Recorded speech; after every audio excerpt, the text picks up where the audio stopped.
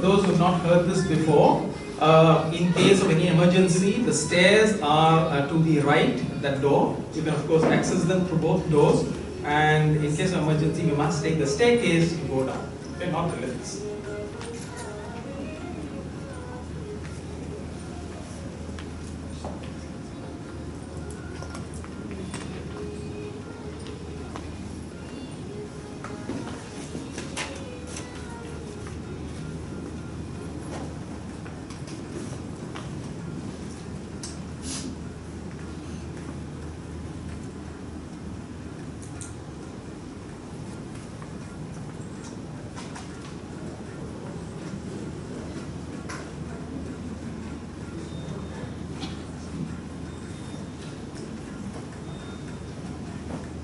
It's 7:30 and it's time to start. So, namaste, good evening, and welcome again to everybody on behalf of Hindu Center Singapore to this third and last day of the 3-day talks titled Understanding the Gem Within You. Hindu Center Singapore is dedicated to the spiritual progress of Singapore Hindus, and this is achieved through our threefold mission of Jnana, Bhakti, and Seva, which is service to humanity. This current series of talks are therefore dedicated to our mission of spreading Jnana about our Hindu scriptures.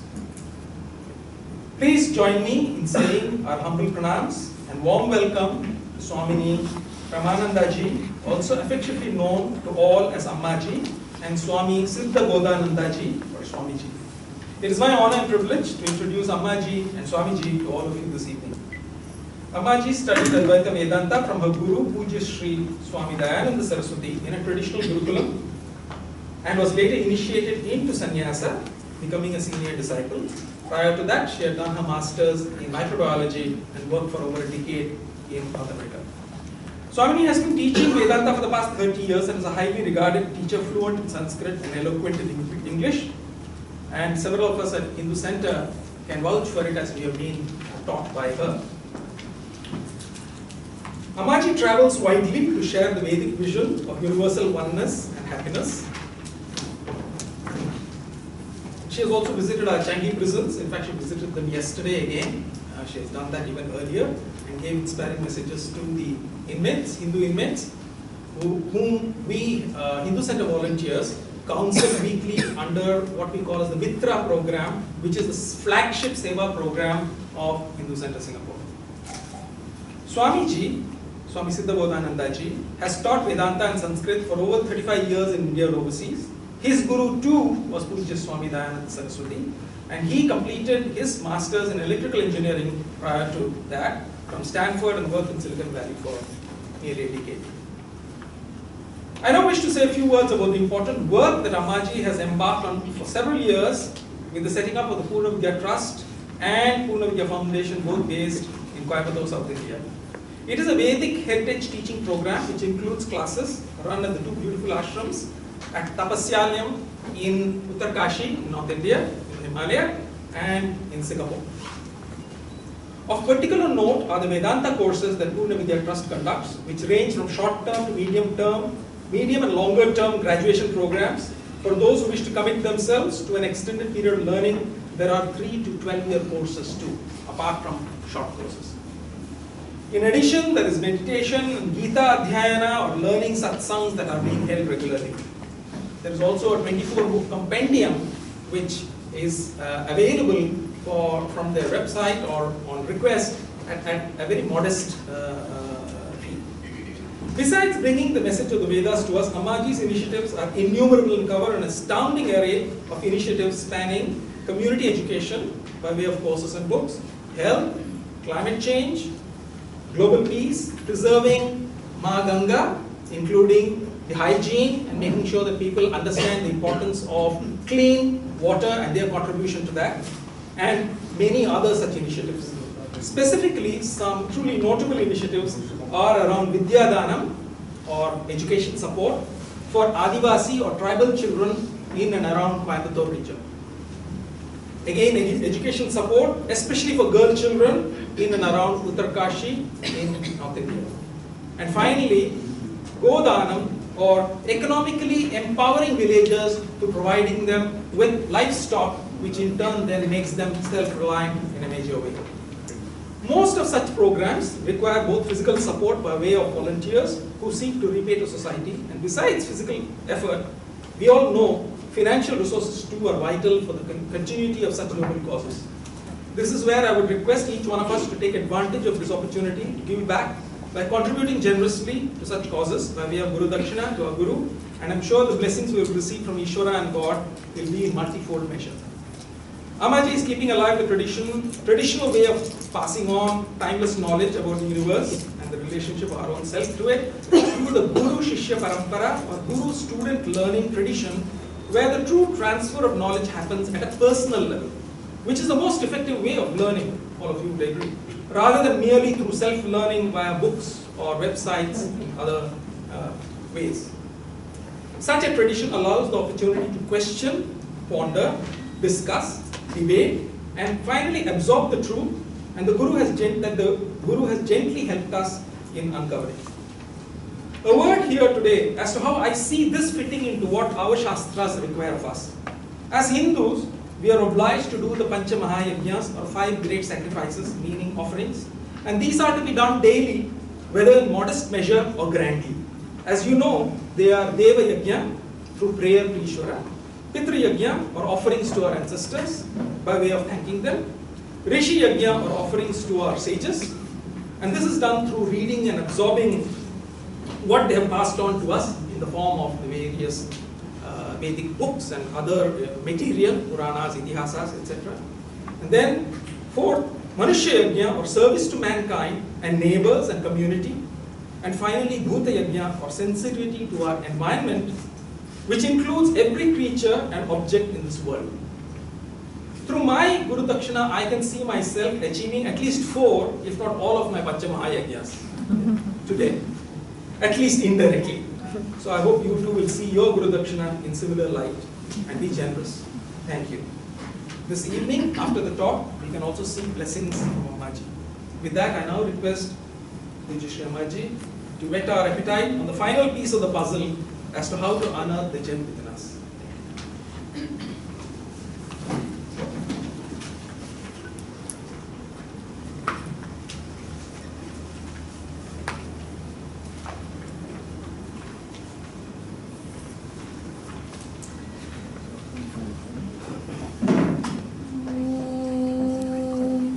Smriti Purananam Alayam Karunalayam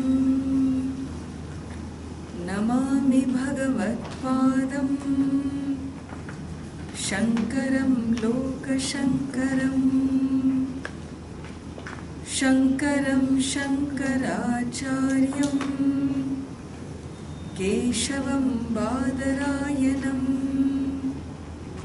Sutra Bhashya Kritau Vande Bhagavantau Punah Punah Ishvaro Gururatmeti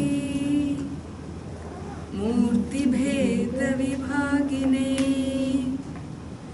Vyomavad Vyapta Dehaya Dakshina Murtaye Namaha Gukarastvandhakaro vai Rukarastanivartakaha Andhakara nirodhitvat Gururitya vidhiyate Sada Shiva Samarambham Shankaracharya Madhyamam Asmadacharya Paryantam Vande Guru Paramparam. Om Shanti Shanti Shanti.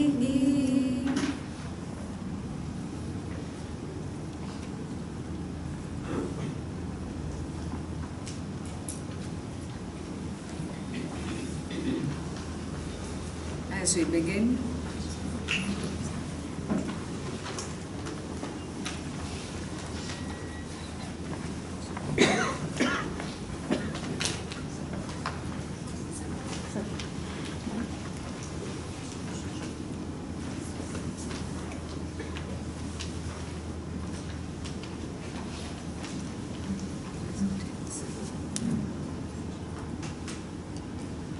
As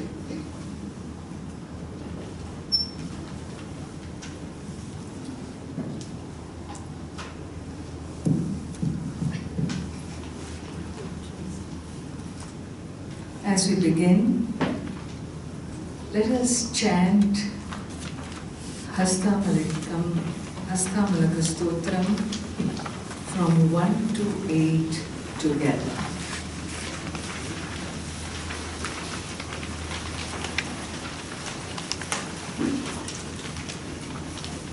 Together. Kastum shisho kasya kudosi ganta kim namate tvam kuta agatosi etanmayoktam varachar bhagatvam matpritaye priti vivardhanosi Naham manushyo na cha devayaksho na brahmana kshatriya vaishya shudra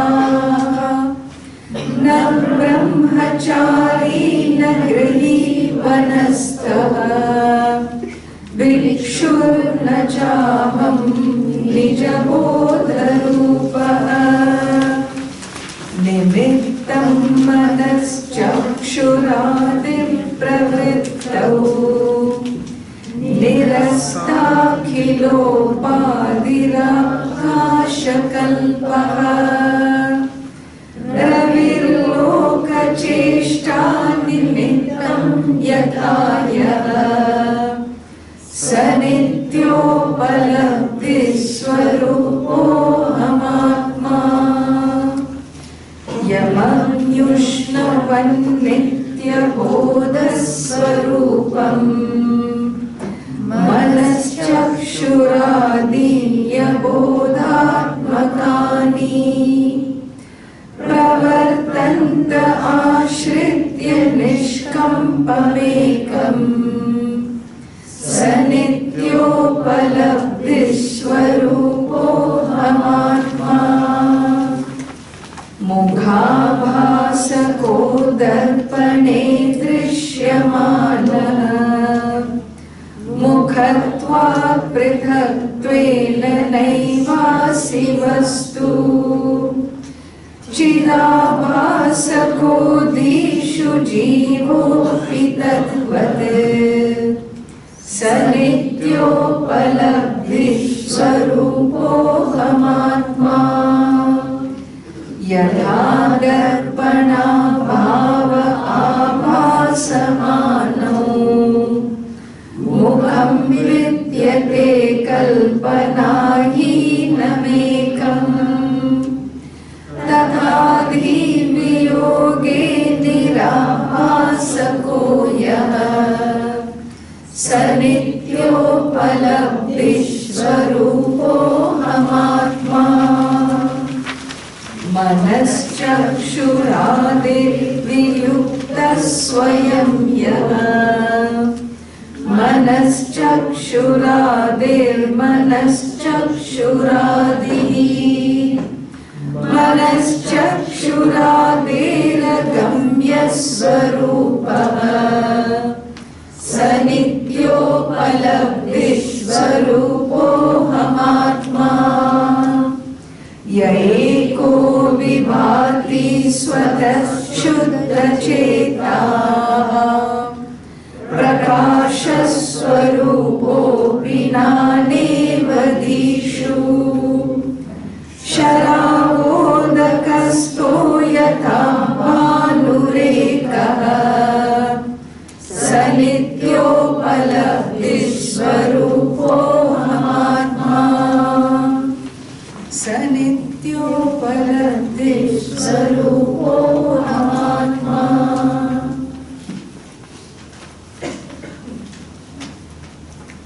Very beautiful set of contemplative verses revealing the essential nature of the soul.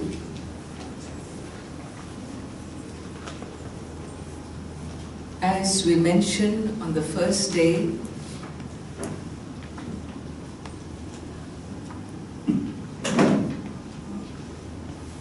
if in one's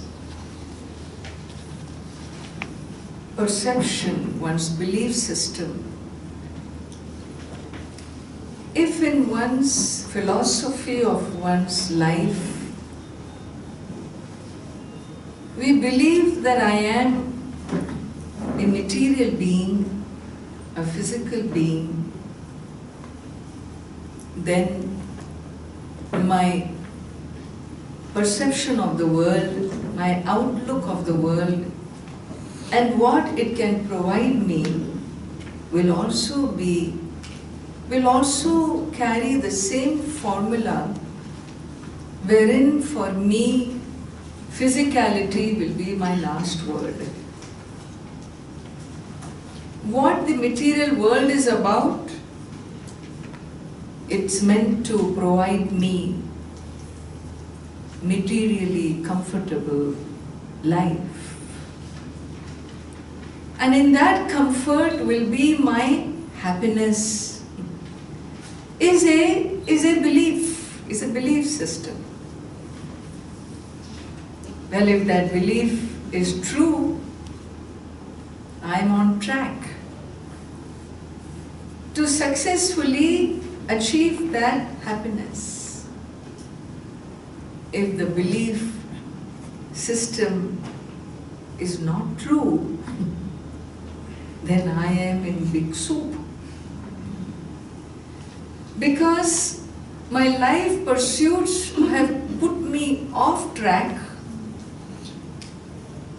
not only taking me to destinations that I don't want to go, they are distracting me away from the destination I really want to go.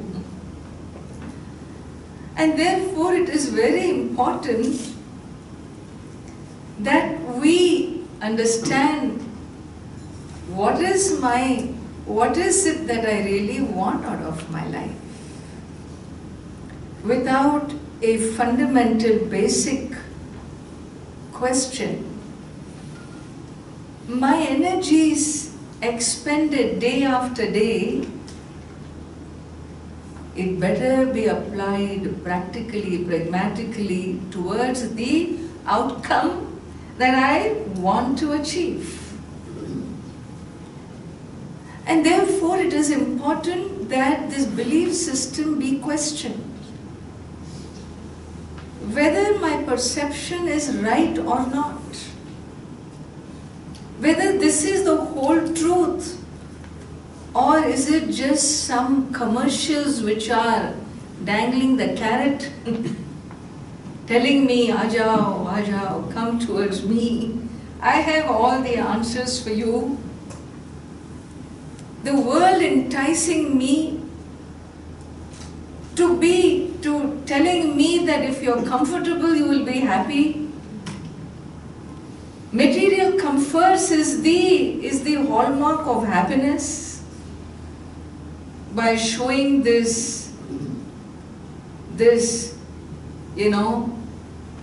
sparsely clad woman lying in the beach in Bahamas as a mark of happiness, and many such charming frameworks given to me, and then I bite it. When they show her lying there sun tanning, they don't show you the heat that comes with the light. They don't show you the noise on those crowded beaches. They don't show you the pocket becoming empty, way beyond your budget. There is a lot of things they very cleverly don't reveal to you. And we fall for it. And therefore, the first stage in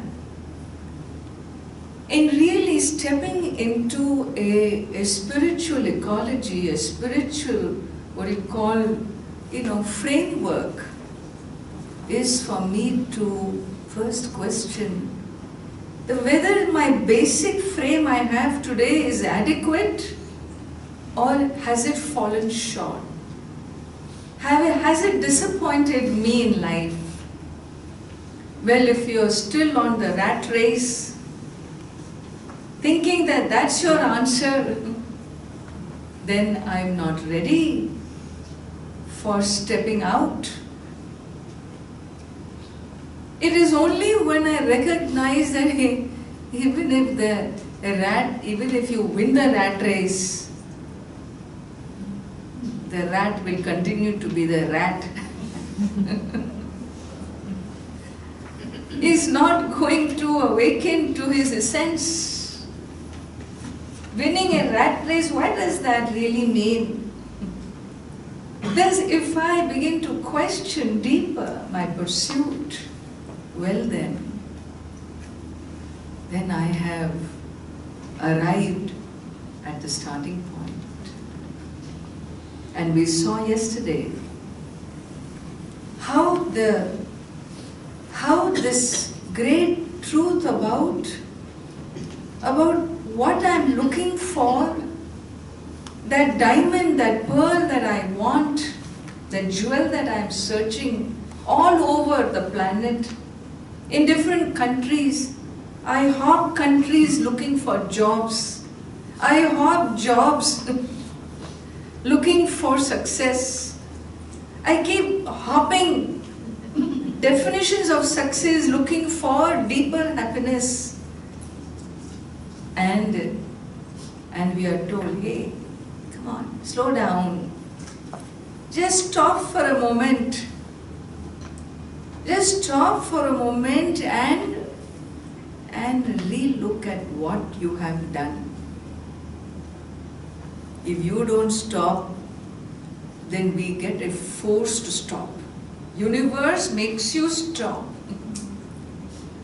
It's called midlife crisis. Allows you to go your way for some time and then comes tightening of the belt.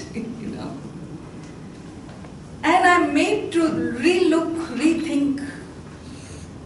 The empty nest syndrome, the midlife crisis, this is all great boons. It's not a disaster. Why? Because it's now time. It's still midlife. I have a long way to still go. Let the years that are to come be lived more wisely than the years that have gone by. And therefore, every crisis, when you talk to a psychologist, it is a treasure house for what? For growth, for re-understanding, recasting your outlook, is it not? Is comfort proportionate to happiness? Is discomfort proportionate to unhappiness? How do you measure? I'm economically uncomfortable and therefore I'm unhappy. I look at this man, 25 years later, he has moved several countries and jobs and even wives, And finally, after 25 years, when I meet him, hey, now are you happy? Ammaji, happy theriyade. I'm comfortable. Earlier, 25 years earlier, you were uncomfortable, unhappy. 25 years later, you are comfortable and unhappy. That's the only success story. You comfortably continue to be depressed, restless, needing, wanting. And what does this mean? Thus, when I question this great tradition, spiritual tradition of Advaita Vedanta opens up. something very powerful for us and reveals to us, hey, you are not who you think you are, this physical being, searching for eternal happiness, searching for a spiritual answer. You are not a physical being. Don't take this physical experience as the last word. You are a spiritual being, a non-physical being living in the physicality. You already are a spiritual being. You're not a material being even though you experience yourself materially. This experience is not your truth. Don't call it your reality, your truth. It's an experience. The fact is, all these experiences are not the final truths. Just because you don't see something in front of you doesn't mean it doesn't exist. Just because you see something in front of you doesn't mean it is its final reality of existence.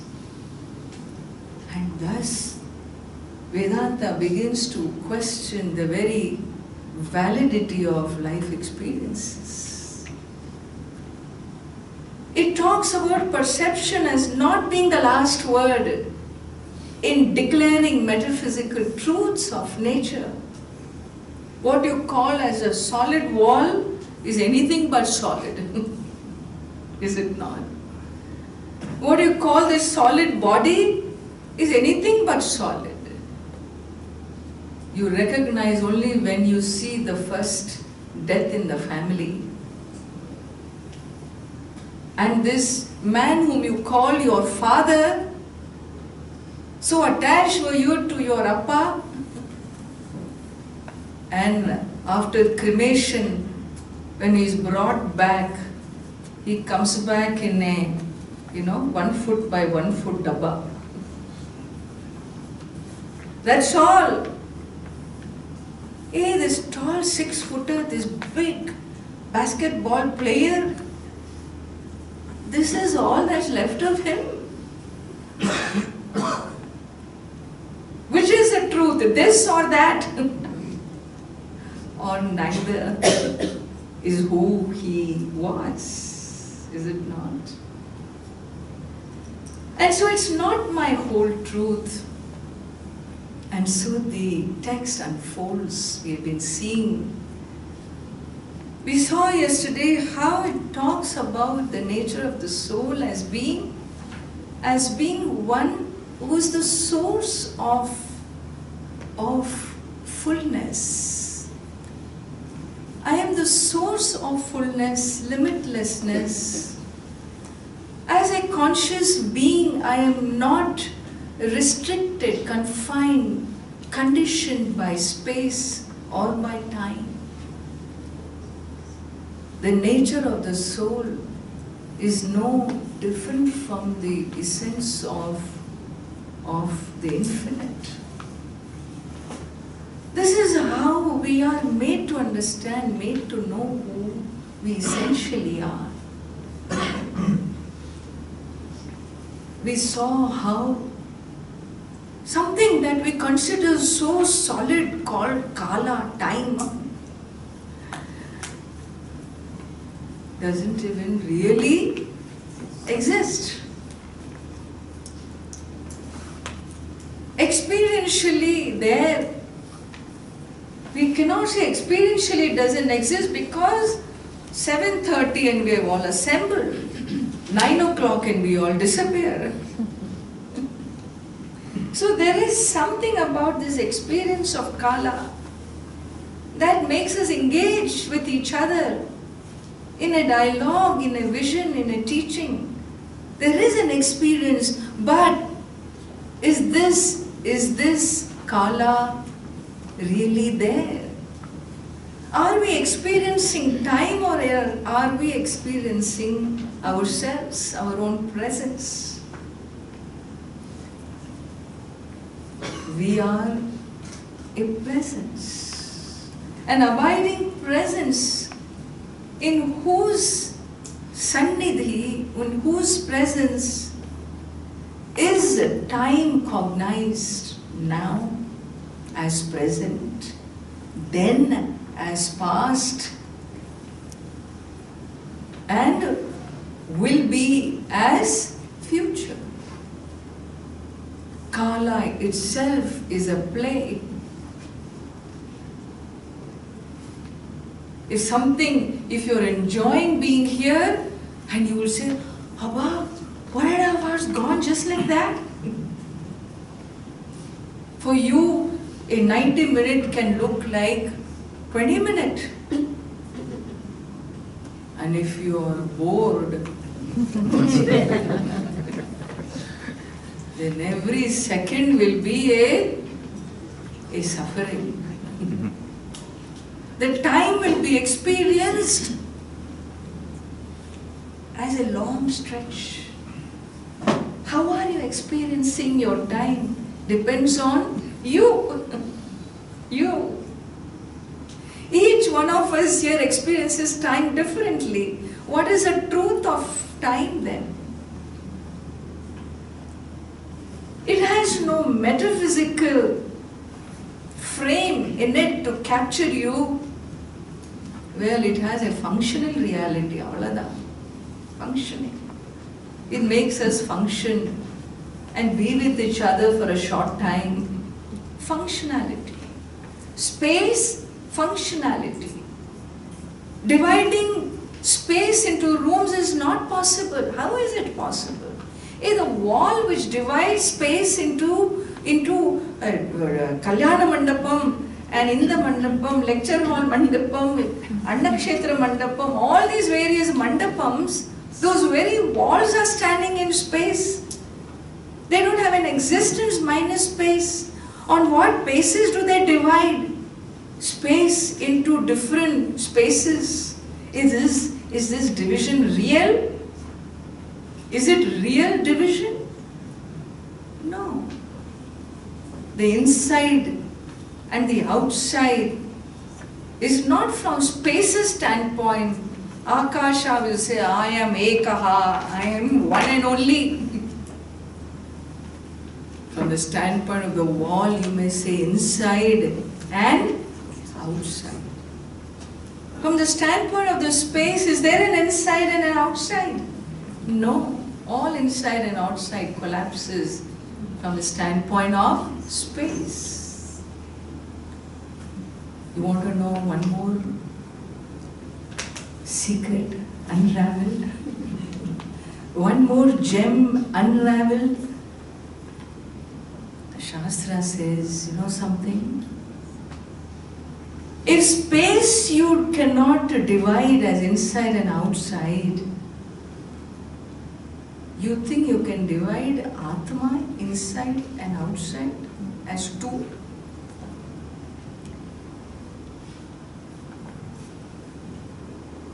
This division of me and you is itself an illusion.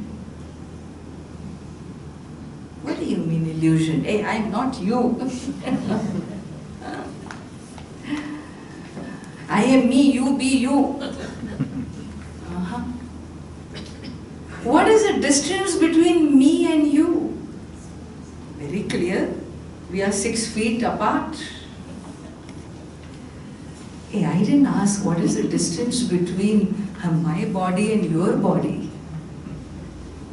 I asked what is the distance between me and you. What do you mean me? Me means I. What do you mean I? Sanityo palabdhi swarupo hamatma. Aham atma nitya upalabdhi. Nitya upalabdhi swarupa. I am of the nature of consciousness. What is the distance between I the consciousness and you the consciousness? What is the distance? 6 feet, 10 feet, No. A distance, I don't know, Ammaji, but your consciousness is blackish in color. I am fair consciousness. Color-wise, we are different. Your consciousness is, I think, about 80 kilos. Mine is 120 kilos. Can you say? You can talk about the color of your body, the weight of your body. What is the nature of this consciousness? Does it have a form? Does it have color? Does it have weight? Does it have height? I am Nirgunaha, Nirupaha, Nirupama Nitya Niramshakebhya Khande, Maichiti Sarva Vikalpana Dishunye, Ghadayati Jagadisha Jiva Bedam, Aghadita Ghatana Patiyasi Maya. All that is here is one consciousness which appears divided as Jagat, Isha, Jiva. One consciousness that appears divided as you, me, he, she. Does consciousness have gender? Consciousness is nothing but light. Does Prakasha have gender? How conscious we are of our gender. How conscious we are of this body which is nothing but Panchabhuta. The whole cosmetic industry of America, billion dollar industry, is all for what? Atoms and molecules. What a waste. What a waste of our time and energy and money going behind that cosmetic industry and cosmetic surgeries. Recently I saw somebody send me a clip of this woman, you know. She has the smallest waist in the world. Have you seen this? The tiniest waist. I mean, it's not so small, but it's quite small. How did she manage to get a waist like that? She wanted to look like Barbie doll. So first of all, you create a Barbie and then you imitate the Barbie. You create a Barbie. Then you want to look like a Barbie. So what do? She removed her ribs surgically. She removes her ribs so that this portion does not look big, and she gets the smallest waist, and she's proud about her waist. The tiniest waist on the planet. How long will that waist last? Anyway, human minds are nutty minds, you know. Because we take this atom, molecule, physical reality as our final truth. It's my identity. Hey, be a human being. Work on you being a human, not being a waste.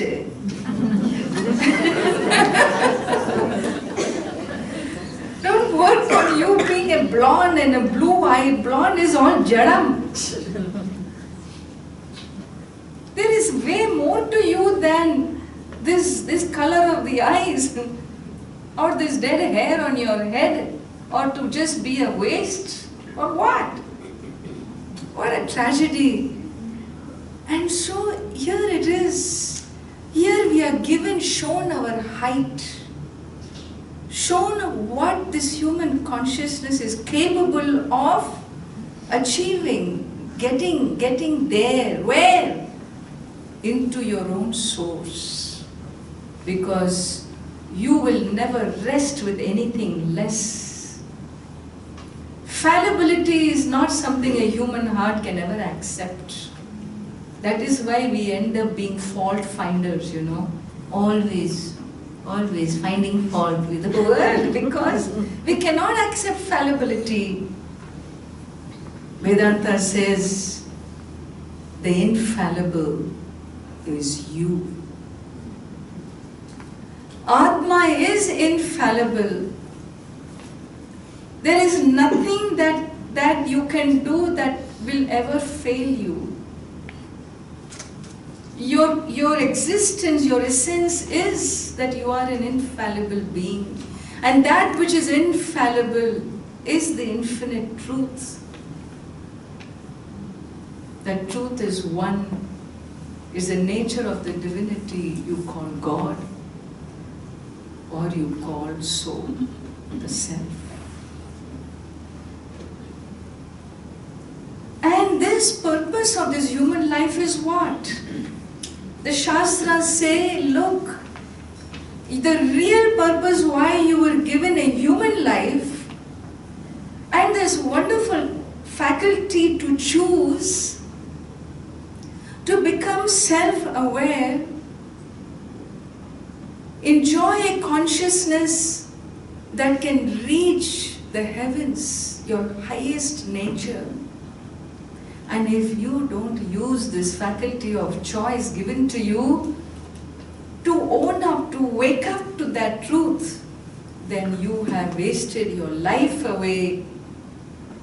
The Upanishad alerts us, He Atmanam aviditva asmad lokat preti sat kripanaha.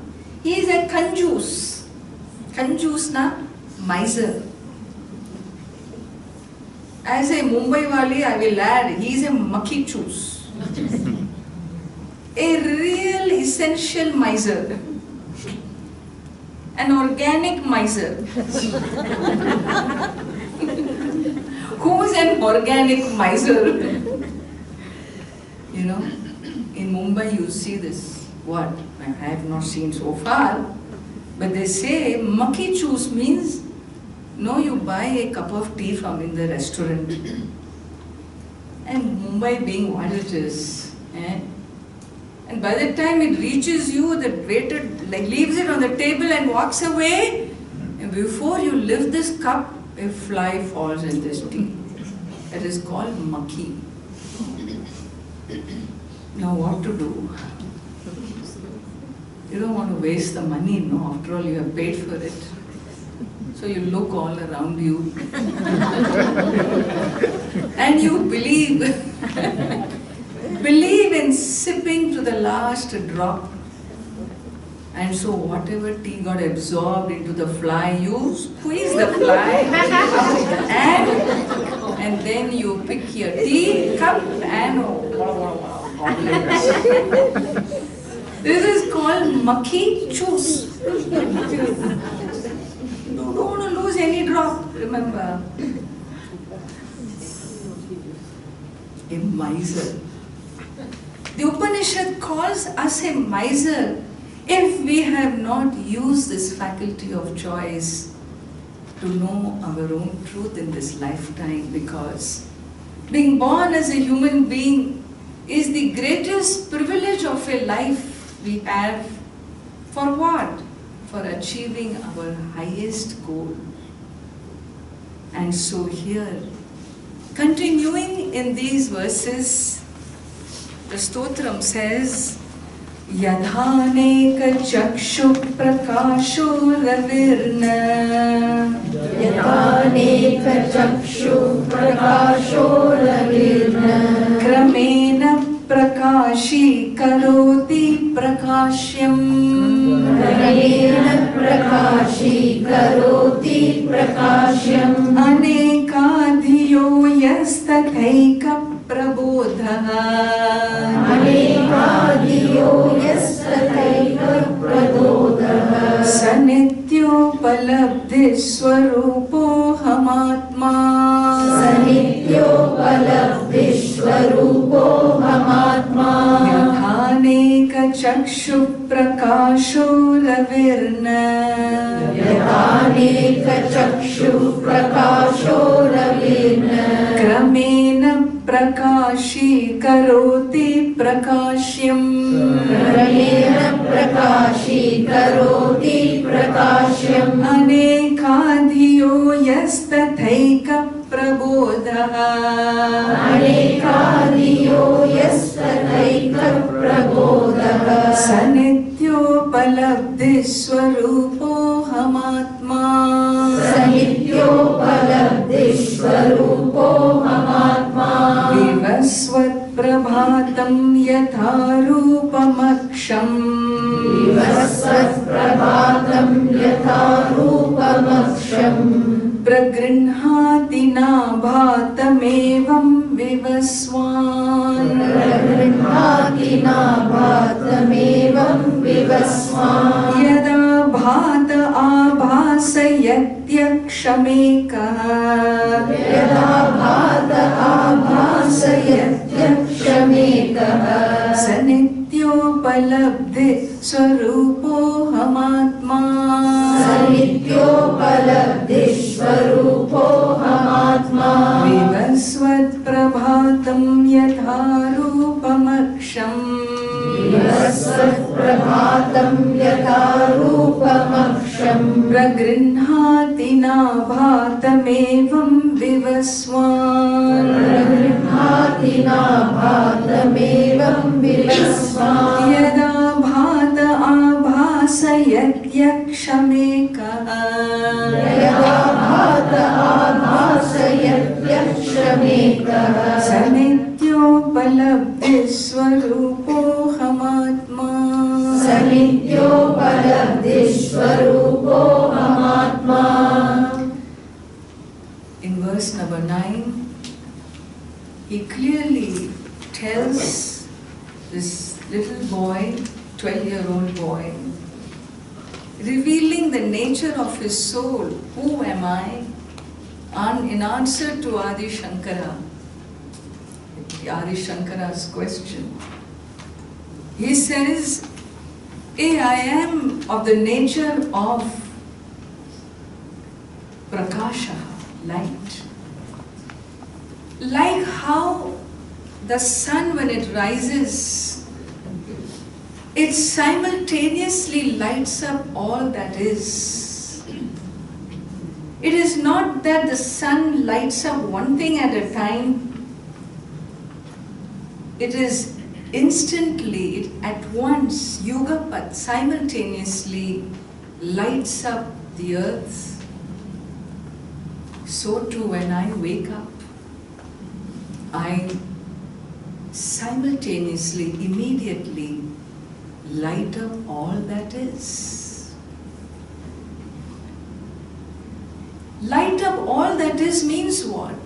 I cognize whatever I wish to. Between anything when I think falls within my consciousness simultaneously. I may talk about a distance between my body and yours, but my body is as much in my consciousness as is your body in my consciousness, is it not? In my consciousness is the door, in my consciousness is the ceiling.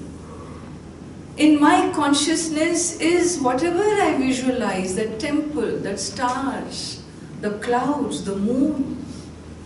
Think of anything, is it outside your consciousness? Every thought conceived is inside. Anything perceived is inside your consciousness. Whether it is on earth or in the heavens, Yugapat, simultaneously consciousness lights up all that is cognized, all that is thought of. And so it is like the sun, is a comparison that is made. Not only that, he says, there is a eternal element, a factor that ever silently exists that we tend to miss.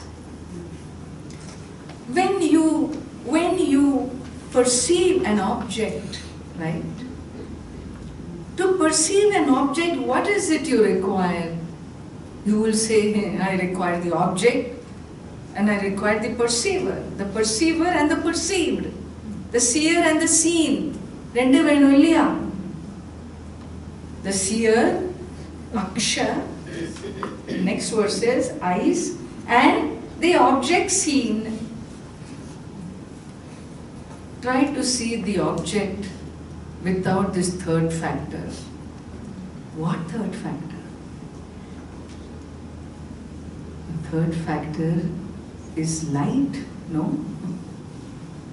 Without light, can you see any object?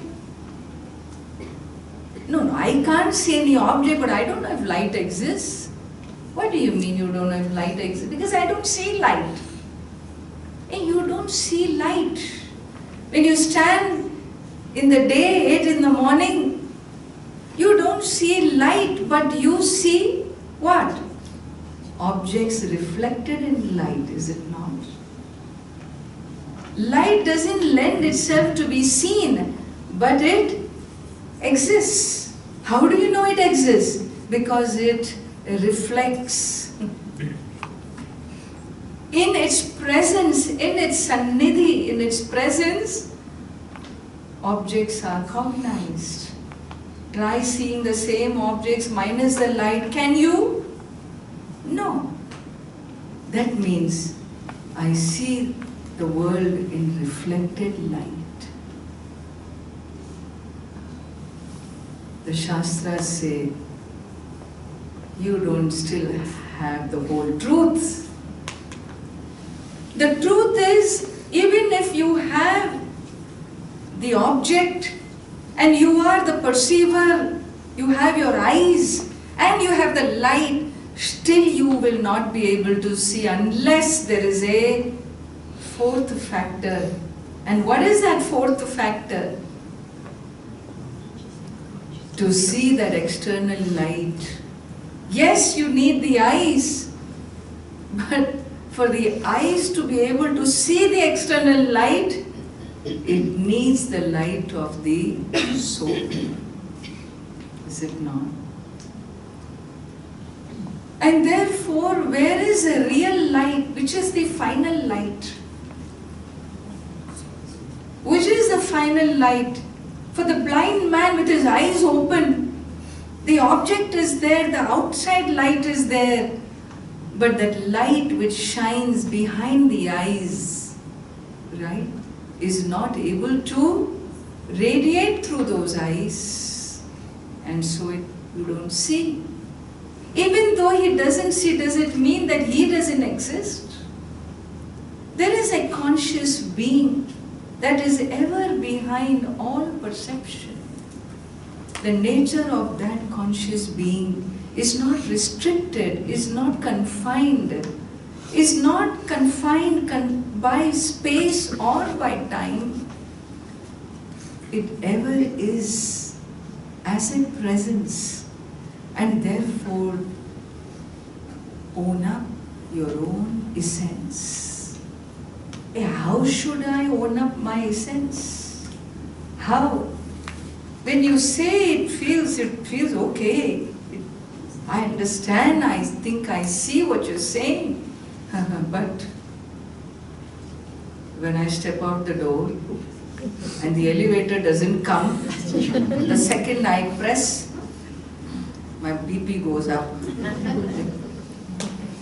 I find myself really going into a different mode. Or if I see that person in the audience that I never wanted to see ever, he also showed up for this class. What does he have got to do with Vedanta? And then he lands up in the same elevator going down. All my declaration of oneness is over. So what should I do? He explains, saying, यथा सूर्य एकोऽप्यनेकश्चलासु यथा सूर्य एकोऽप्यनेकश्चलासु स्थिरा स्वप्यनन्यद्विभाव्य स्वरूपः स्थिरा स्वप्यनन्यद्विभाव्य स्वरूपः चलासु प्रभिन्नासु दीष्वेक एवम् चलासु प्रभिन्नासु दीष्वेक एकम् स नित्योपलब्धिस्वरूपोऽहमात्मा नित्योपलब्धिस्वरूपोऽहमात्मा यथा सूर्य एकोऽप्यनेकश्चलासु यथा सूर्य एकोऽप्यनेकश्चलासु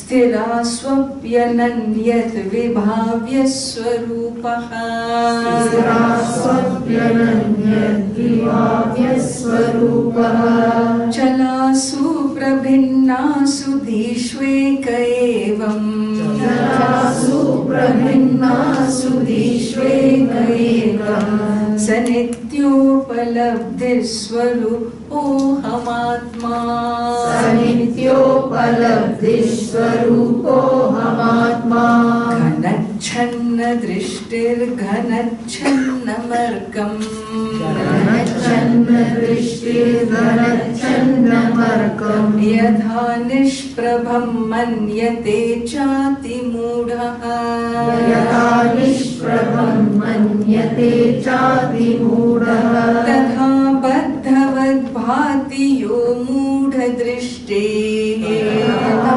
बद्धवद्भाति यो मूढदृष्टेः स नित्योपलब्धिस्वरूपोऽहमात्मा स नित्योपलब्धिस्वरूपोऽहमात्मा घनच्छन्न दृष्टिर्घनच्छन्नमर्कम् घनच्छन्न दृष्टिर्घनच्छन्नमर्कम् यथा निष्प्रभं मन्यते चातिमूढः यथा निष्प्रभं मन्यते चातिमूढः तथा बद्धवद्भाति यो मूढदृष्टेः तथा बद्धवद्भाति यो मूढदृष्टेः स नित्योपलब्धि स्वरूपोऽहमात्मा स नित्योपलब्धिस्वरूपोऽहमात्मा. So one very important thing is spoken of here, and he says, when you look at the reflection of the sun in the waters, the reflection shakes because the reflecting medium is what? Shaky. Does that mean the original sun is shaking? Are you sure it's not shaking? Even though I see the reflection shaking, the original sun does not shake, and this I am clear about. So too, Chit, the consciousness which is pure Prakasha Swarupa, self-effulgence, when it is reflected in a body-mind-sense complex, the mind is nothing but a subtle body. This subtle body is made up of a certain quality. The quality is a combination of gunas called Sattva, Raja, Tamu gunas. The equipment, the reflecting medium belongs to the Panchabhuta, the 5 elements, as we saw on the first day. And these 5 elements have gunas, qualities. The 5 elements have guna. It has a nature of activity. That's why the body is active, because it's its nature. No, my body is very dull. Okay, that's also its nature. sometimes active, sometimes dull, sometimes alert, sometimes sleepy, is the nature of the physical and subtle body. And just because when the consciousness reflects in this subtle body, which is of the nature of sattva, raja, tamo gunas, these gunas make the thought system fluctuate. The subtle body fluctuates, like how the prana moves. The thought energy also fluctuates between sattva, rajas and tamas. Allow it to fluctuate. That's the nature of the thoughts. It won't be stuck, it will move, and when it moves, it will fluctuate. It will fluctuate by the nature of what is predominant at a given time. Allow it to be what it is. Just because the mind fluctuates does not mean Atma is fluctuating. Chid abhasa, the reflection of consciousness fluctuates, consciousness never fluctuates. Why? Because it is all pervasive. It is of the nature of stillness, silence. Therefore, what should I do with this mind? What can you do with your mind? Allow it to be what it is. Accept. Acceptance of your own soul. Acceptance of this reflecting medium with its limitations. Why? Because at times it is in a tamasic mode, at times rajasic mode. Be kind to yourself. Be kind to that mind because it's giving you mixed experiences. Don't judge it. Don't command from it. Don't demand from it. Don't be unkind to it. Be always sattvic. That means what? Never sleep. Never move. No rajasic. Always sattvic means what? Movement is rajas. There is some sahaja, there is some natural flow of the body mind in a life of a prani. Allow it to be. Can you accept yourself? Why can I not accept the self-acceptance? The lack of it is the biggest tragedy of humanity. Self-acceptance. I don't accept myself for what I am, and then I want the world to accept me. I want him to say I love you. I want her to say I love you. I want the world to say I'm okay. Do you tell yourself I am okay? If you do, then it doesn't matter. Even if others say you are not okay, hey, that's your problem. I am okay. I am okay. Self-acceptance. Accepting your own body-mind sense complex is one of the biggest breakthroughs in a spiritual life. It is lack of self-acceptance that makes me feel so insufficient, so inadequate, so needy, so greedy. Where does all that greed come from in humanity? It stems from self-acceptance, lack of self-acceptance. As of today, I am not acceptable to myself. Why? Look at my hair, it's turned grey. Look at this nose, how thick it is. Look at all the fat globules all over the body. How can I accept? Hey, that's the body. That's why our idea of beauty used to be very different those days. I like that. In the 70s, beauty means chubby, you know. Really. I remember on the TV that there are those women used to give those news, you know. So rounded they were, so healthy, chubby. That was the model of beauty. Today, on Pune, she will fall. That's it's frightening. We keep changing our perception of what is acceptable. Physical inacceptance, mental inacceptance, prana inacceptance. What is it in you that you accept? If I don't accept myself, even if Bhagavan were to come and say, you are okay, you say, no, Bhagavan, you don't really understand. He says, come on child, you lack nothing, I have given you everything. You think you gave me everything, but do you know? That was given to my twin brother, not to me. You made a mistake. Why? Because internally, I am inacceptable. So here we are given an insight into knowing that the nature of the mind is a composition of sattva, raja, tamo gunas. This is the sahaja prakriti of the body of the 5 elements, and therefore accept. What is impermanent, accept impermanent as impermanent, then you are ready to awaken to who you are in your essential truths. But what we do, he says we are ati mudaha. This 12-year-old says, this ati mudaha, look at the 12th verse, this muda drishti, who is an ati muda? Muda is a fool.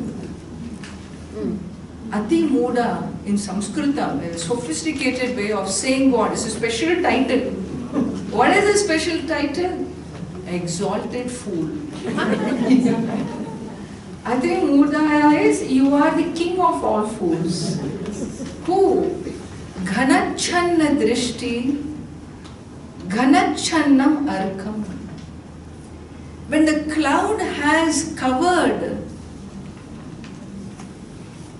what? Your eyes. From noticing the sun, what do you say? An exalted fool will say, the sun is covered by the cloud. The cloud has covered the sun. Can cloud ever dare cover the sun? Ghanachanna drishtihi, ghanena channa drishtihi. One whose vision is covered by the cloud considers the sun to be covered. Ghanachannam arkam. Arka is sun. The sun is, he says the sun is covered. Your eyes are covered by the cloud. Who are you? You are a ati mudha. You are an exalted fool. Same way he says, this person, really speaking, ignorance, self-ignorance has covered the buddhi, the intellect. And it never can cover the soul, the atma. Atma is ever effulgent, which reveals the covered buddhi also, saying that you are ignorant about who you are. But I think atma is covered. And therefore he says, Muda drishte, the self can never be covered by ignorance. It is the mind which is covered, and therefore this knowledge is inevitable. You must know who you are. And who am I? Look at verses 13 and 14. Samasteshu vastushvanusyutamekam. Samasteshu vastushvanusyutamekam. Samastani vastuni yanna sprishanti. Samastani vastuni yanna sprishanti. Yadvat sada shuddham achhaswarupam.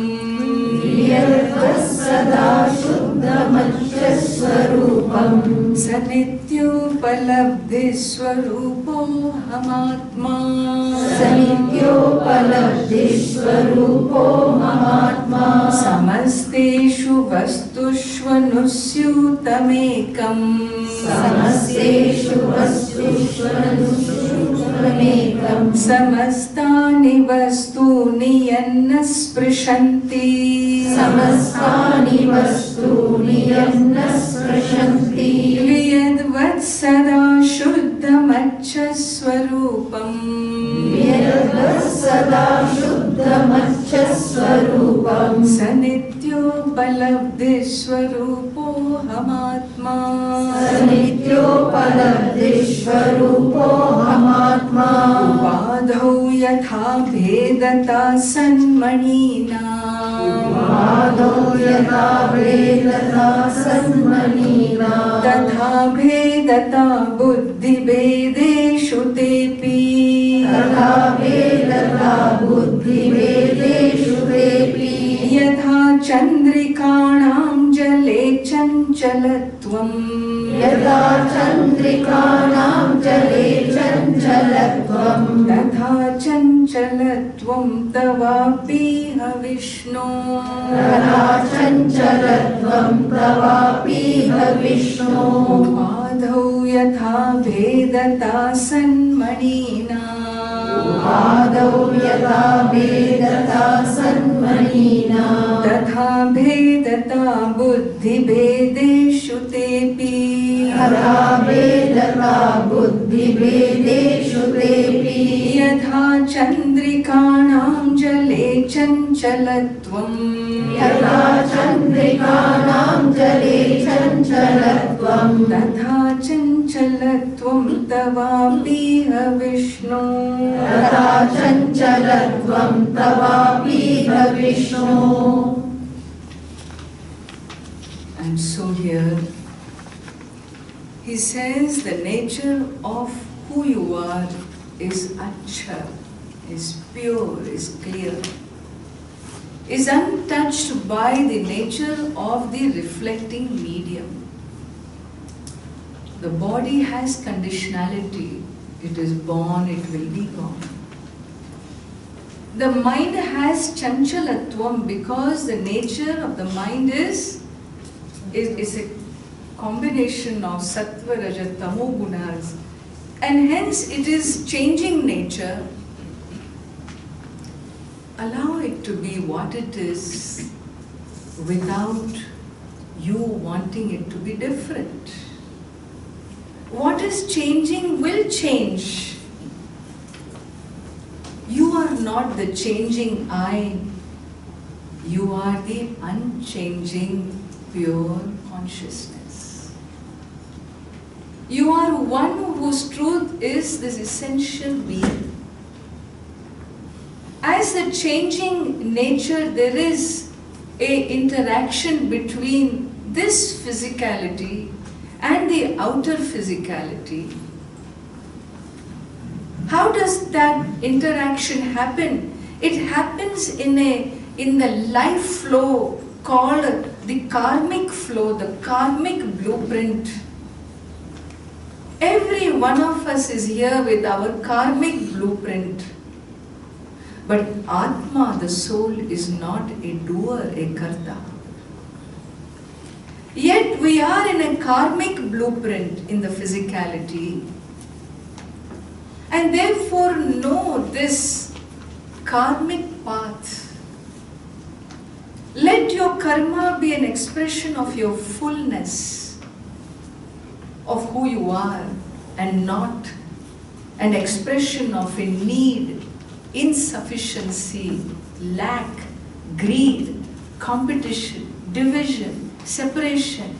Because if karma is an expression of the latter, that expression only stems from self-ignorance.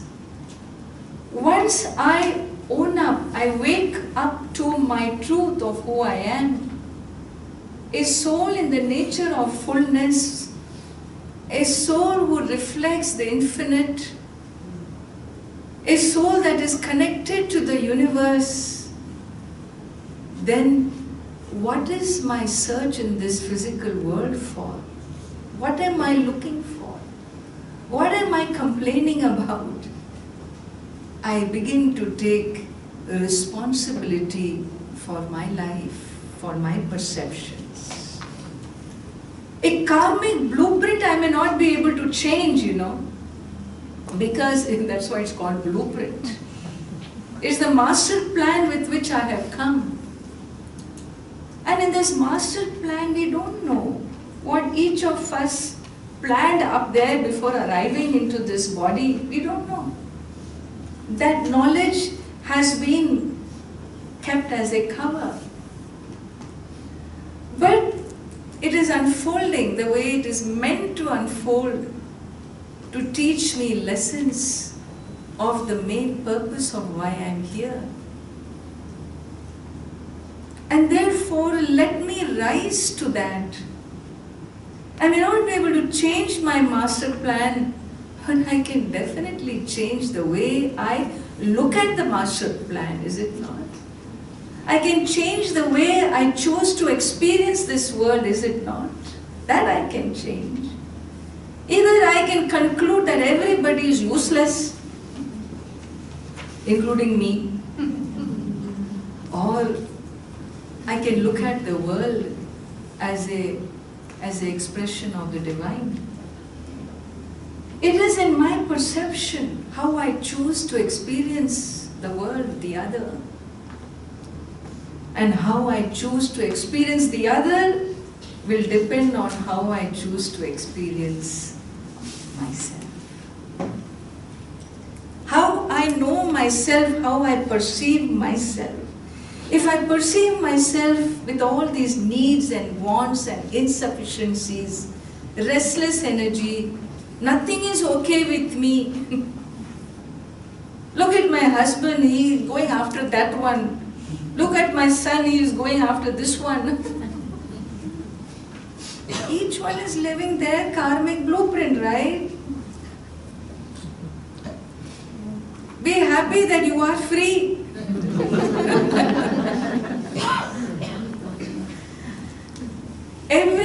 Every situation has its pluses and minuses. Every situation has its challenges. I don't underwrite challenges in life.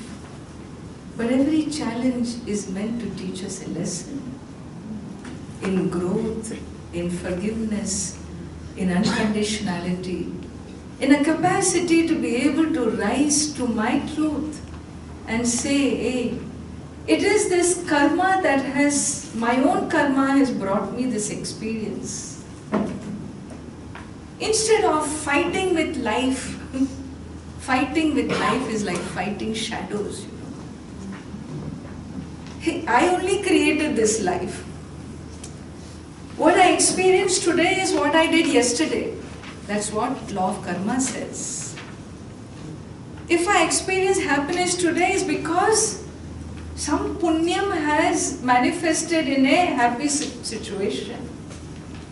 Like I said the other day, my friend has been playing the lotto for the last 5 years. I just accidentally thought of joining him today and I hit the jackpot. This is, what can you say? This is called a windfall of punyam right on my head.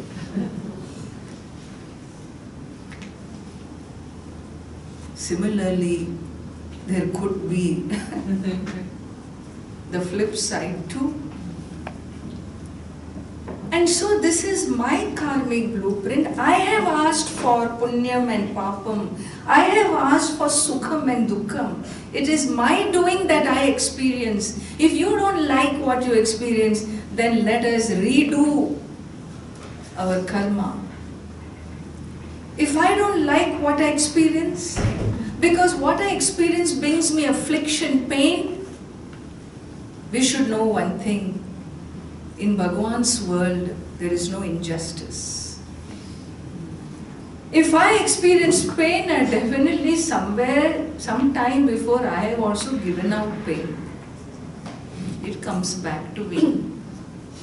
Because every karma has its own phalam in the nature of the karma done. That is a law. And therefore I experience that. So when I begin to experience my own karmic blueprint, then who am I blaming? God? Mother-in-law? Me? The world? Fate? Who am I blaming? There is nobody to blame. I only need to change my perception where I learn to accept life as prasada. In prasada, there is no complaint. We must really, if nothing else goes in, at least take prasada back with you. What is prasada? Prasada is an attitude that neutralizes all complaints. You went to Perumal Kovil. Inniki na ponen. I thought, today all Hanumanji is getting periya kavacham and all that, diamonds and jewels and whatnot. At least they should have given oru laddu udane. Ade tulsi karichide. Neetiki tulsi karichide.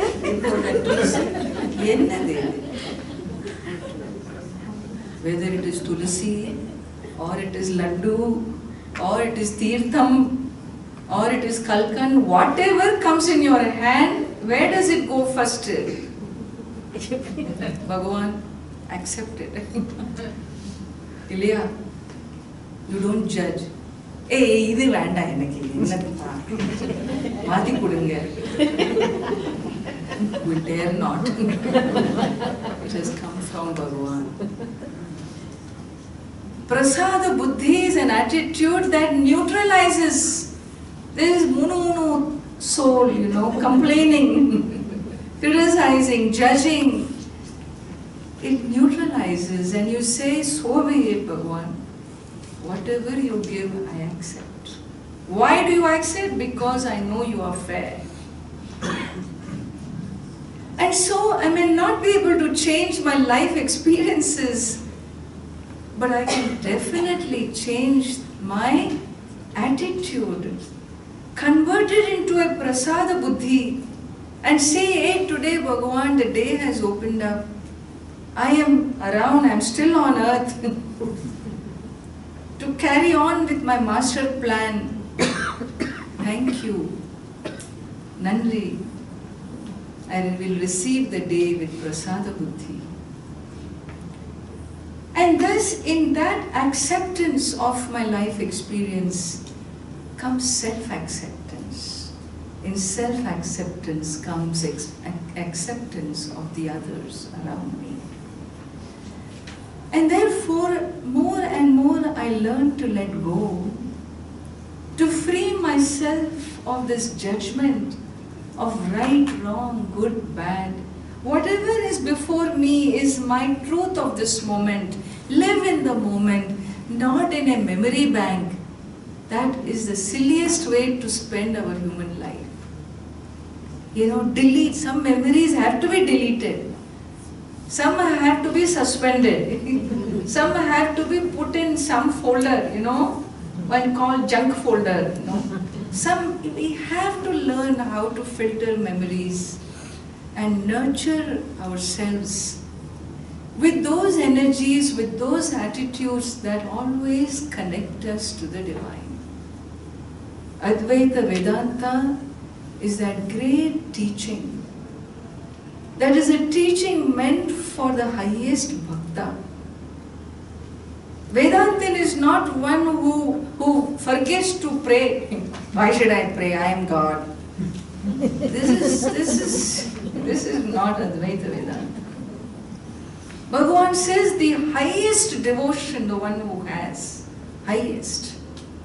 One who has the grace and the capacity to declare, declare and own up. Own up what? The infinite as I.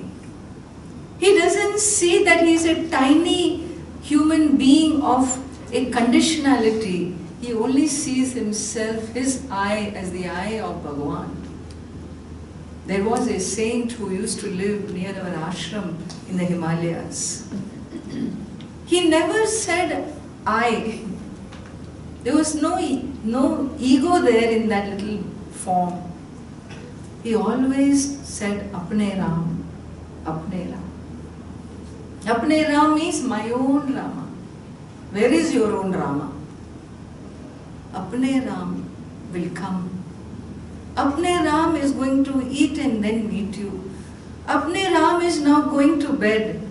Apne Ram will have bath and then do the puja. Apne Ram will have satsang. Apne Ram. He always said Apne Ram because this Chaitanya, the conscious being, is divine. He never saw himself as an individual. He always saw himself as Apne Ram is my own Rama. The I was. Therefore, he took care of Apne Ram very dearly. He nurtured him. He held him. He held the I with sanctity, with reverence, with dignity, with respect. Not the way we do in self-condemnation. Understand? And therefore, a soul that can declare that the infinite lives here, Bhagavan says, he is not just my devotee, he is me. Udaraha sarva evaite jnani tu atmaiva me matam. That jnani is mama atma, is my atma, Lord Krishna says. Because he says, I am you. And so Bhagavan says, he is me because we are one. It is a highest expression of oneness, is the expression of devotion. And so here, this is really what we are guided to do. Decide. Choose and decide who you want to be. Declare who you want to be. Express who you want to be. Experience who you want to be. Hey, who do you want to be? I want to be eternally a happy being. You want to be eternally a happy being? Then be eternally happy.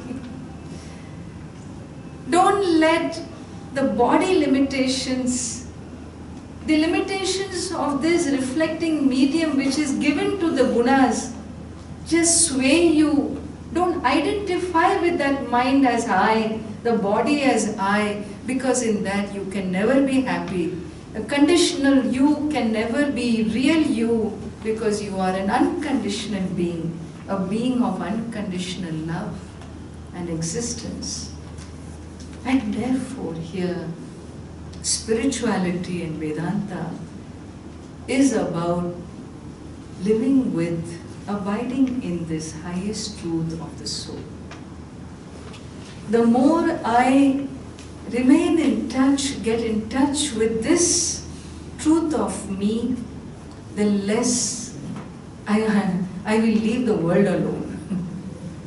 I will less connect or identify in judging and manipulating the world outside for my happiness. Because I know that's waste of time. Unnu ahade. However much I wanted to change my husband, what happened? I only changed, nothing happened to him. Very good. What a blessing that his presence made you change. See it positively. No one can change anybody. Can you change yourself? How difficult you find yourself to change yourself. And then what are we trying to change the world? And therefore allow things to be what they are. Pray for people. Pray that people heal themselves and rise to their highest expressions. Let us not live in such strictures and conditionality where we are suffering unnecessarily. Because in Bhagavan's world, in the Vedantic vision, there is no suffering. There is pain. Karma can bring pain. Why? Because there's the experience that is a consequence of my my papa karma. But it cannot bring suffering, because suffering is my response to the papa karma. And therefore I can change my responses, educating myself to my own truths. Hastamalaka Stotram. Through the vision of this little boy, little child, he reveals the highest nature of the self as an eternal being, and there is nothing else left to do in this world except to own up one's truth, for which if I need to pray and receive the grace of the divine, I myself can't do this, well then seek divine intervention. Pray to the infinite to be with you, to reveal its truth as you. And this is what we have been given in our spiritual tradition. As I said, self-ignorance to self-knowledge. Maybe the starting point is ignorance, but definitely the destination is self-awakening.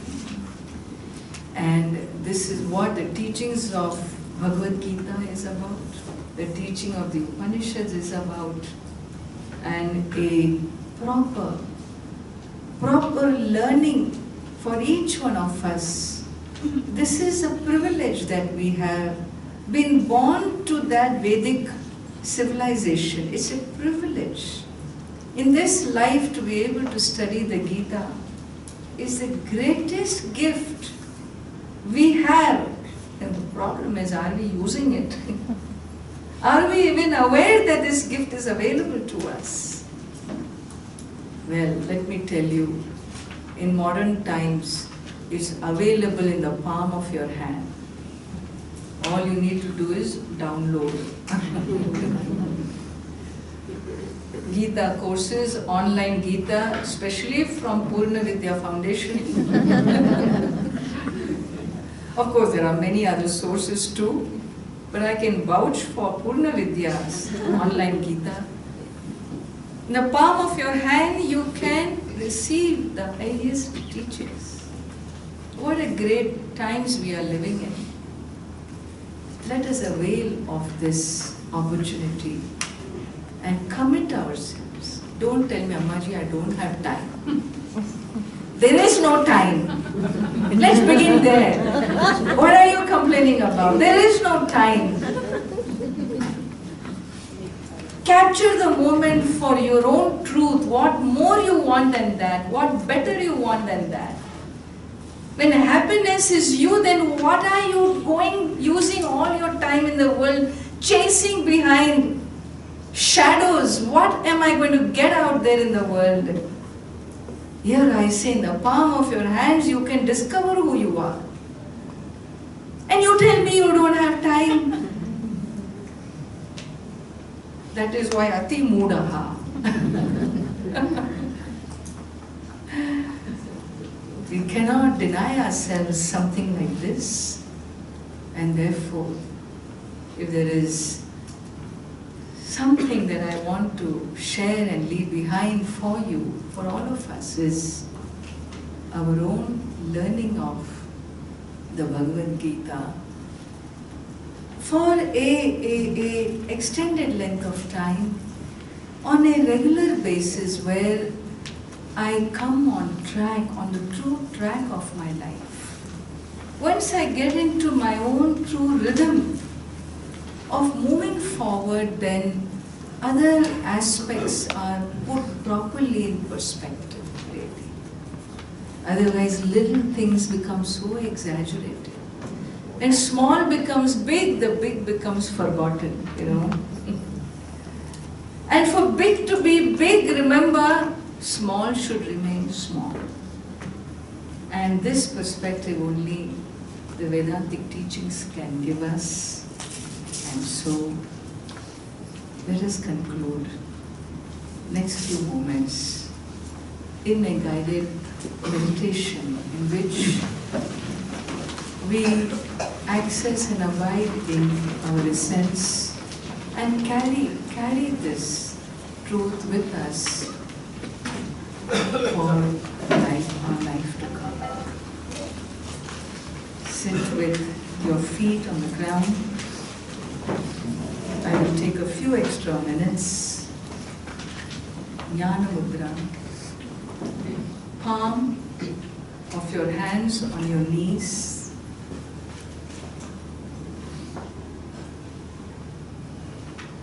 And gently, softly close your eyes.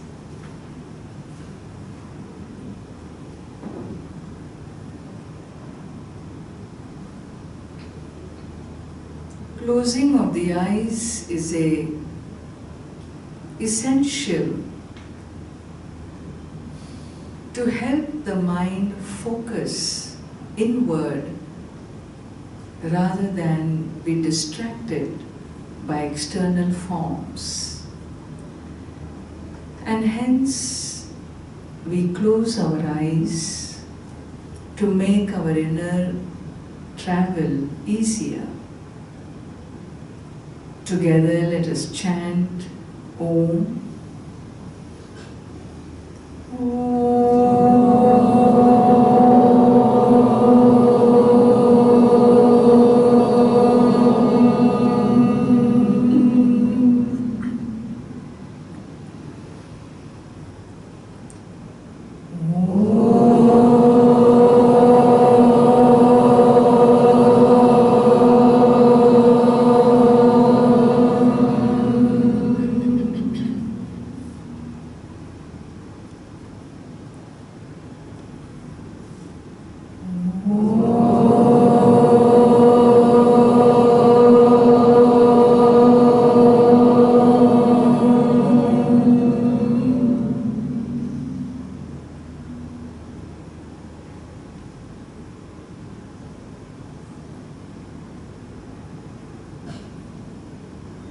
Visualize your form in which you sit.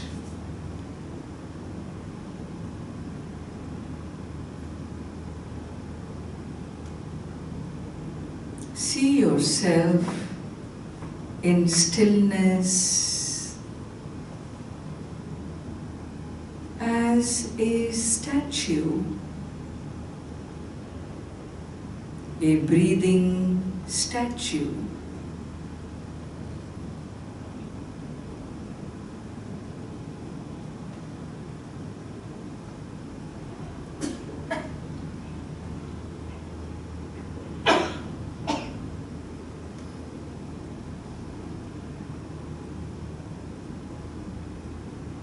As I am today,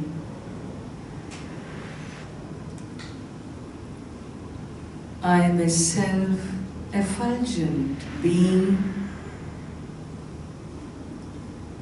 a being of light, a being of unconditional love.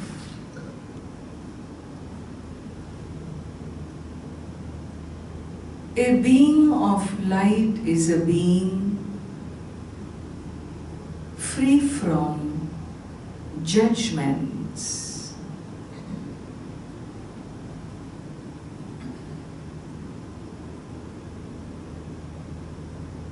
I abide in my fullness. I am complete as I am today.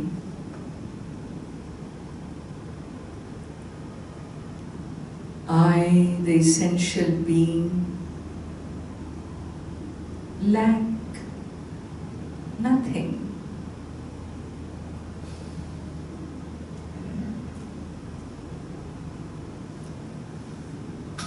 All that I experience in the external world is given in the master plan of my life. I accept the master plan. I accept every experience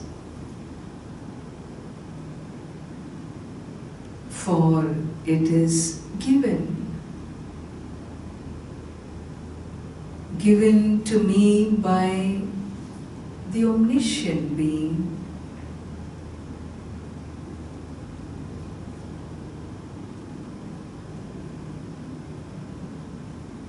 I do not resist or fight or look at myself a victim of circumstances. I accept fully whatever has been given to me.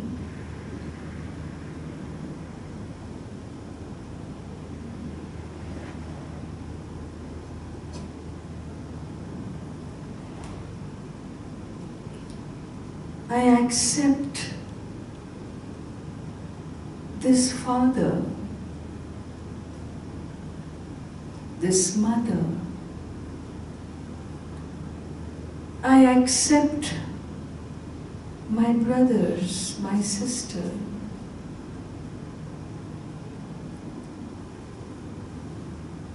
Whether they do me right or wrong, whether they afflict me or bring joy in my life, they are all part of my blueprint. In every relationship I have, there is a lesson for me waiting to be learned.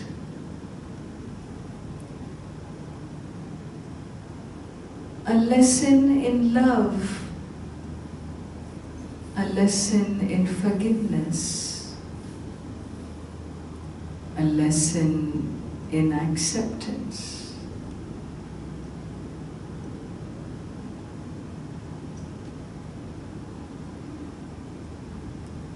Like I accept the sunrise,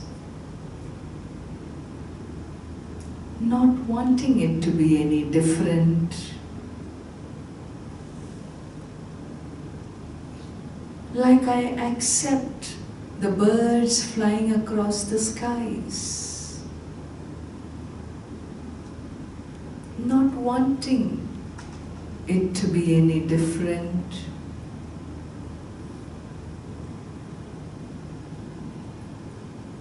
May I learn to accept my master plan.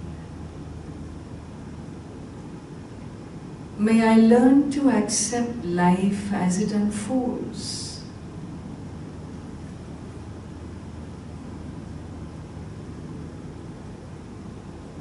May I learn to accept what cannot be changed.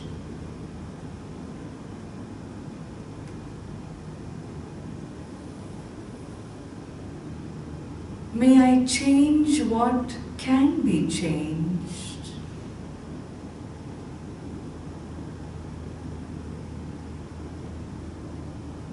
May I know the difference between what can be changed and what cannot be.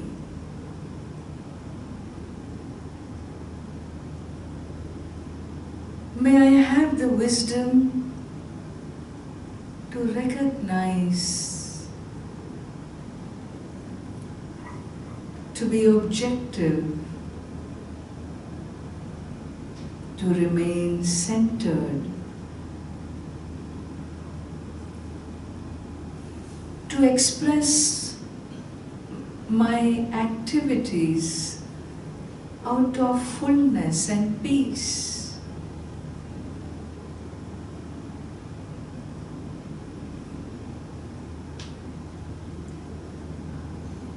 I, the conscious being,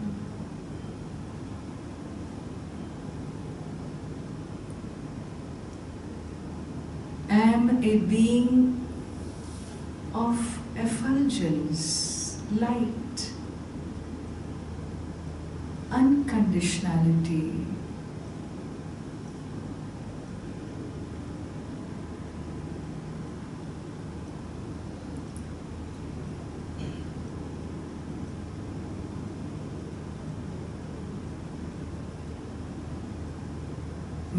learn to give. As I am the source of love,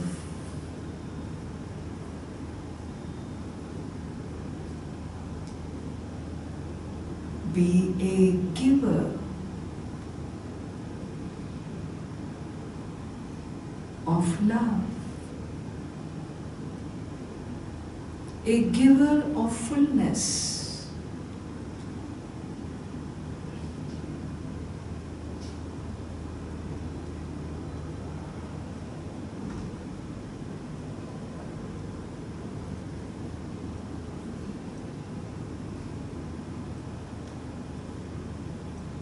A giver of nurturance, acceptance,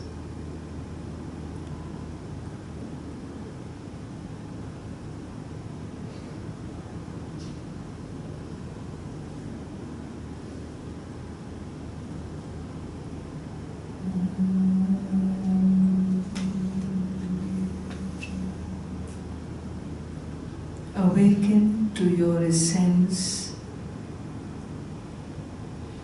as a simple, conscious being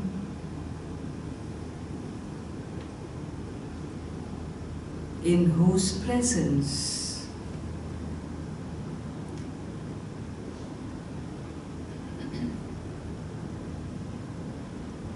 experiences take place.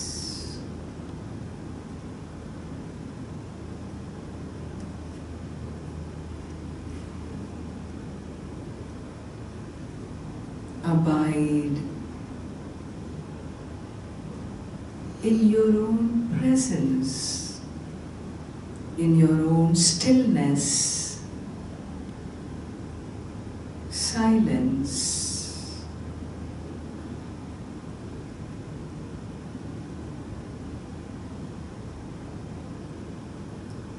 For there lies eternal peace.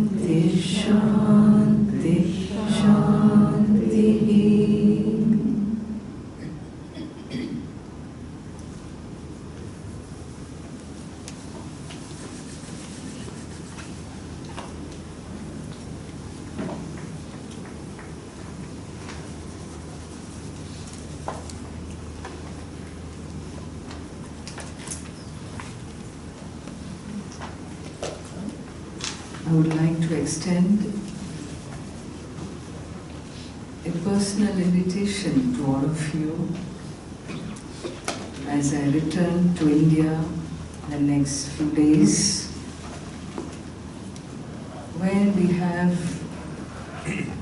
two ashrams, one in the Himalayas in Uttarkashi, on the banks of Ganga, and the other in Tamil Nadu, in Coimbatore.